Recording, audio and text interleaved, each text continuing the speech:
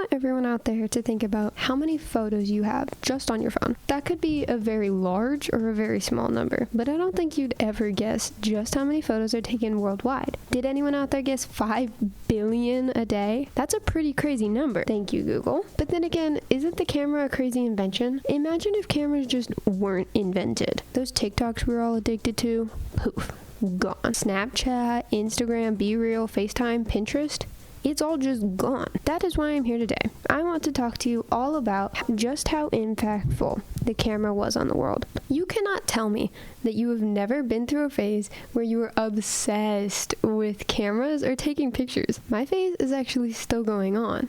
I got my first camera for Christmas in 2019. I was so excited. I must have taken at least 30 pictures just that day. Now, I love taking pictures and capturing moments in time. Little did I know the story behind my good time and how it took almost 30 seconds to take one photo. Join me as we travel through time to investigate the camera and its impact on the world.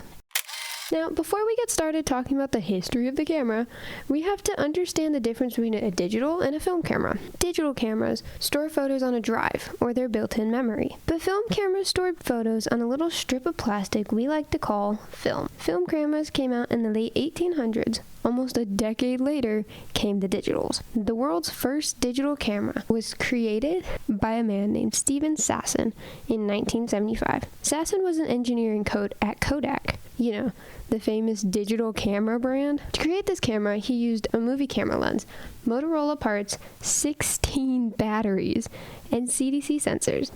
This weighed a lot, almost 9 pounds, and it was the size of a toaster. And now imagine going on a family vacation, and every time you wanted to capture the moment and take a photo, you'd have to whip out this giant 9-pound behemoth of a camera. Kind of inconvenient, right? To add to the time it takes to actually whip the camera out, you also have an added 23 seconds just for the camera to take the photo and store it on its memory. So there were a lot of problems with this first digital camera, right? This is why Stephen decided to continue to work on it and make the camera the best it could be. But according to Kodak, they saw no future in the business of digital photography and discontinued Stephen's work.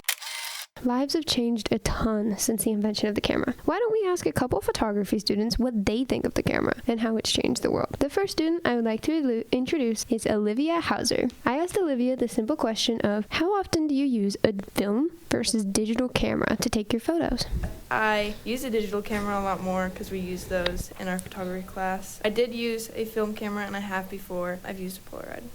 I went on to ask Lauren Stoddard about her relationship and how it's changed since becoming a photography student. Well, as I said, I like documenting family memories with the camera. And I don't know, I just appreciate cameras so much more now. I also like taking photos of flowers and close-ups of plants because it's just so pretty. I didn't realize how beautiful our earth was until using the camera. These students are living proof of the way lives have changed due to cameras.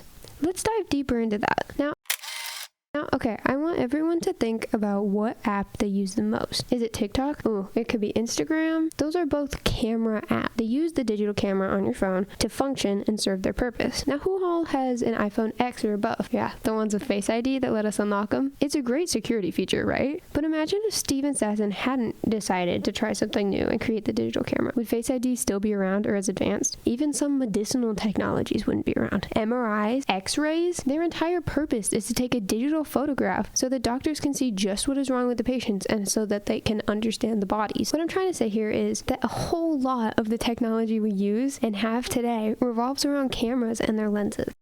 Today we have talked about a huge invention of the 1970s and its impact on the world, the camera. I would like to thank you all for listening today, and I hope you'll join us next time on Media in the Making. But before we go, can everyone just give a big thank you and round of applause for Stephen Sasson?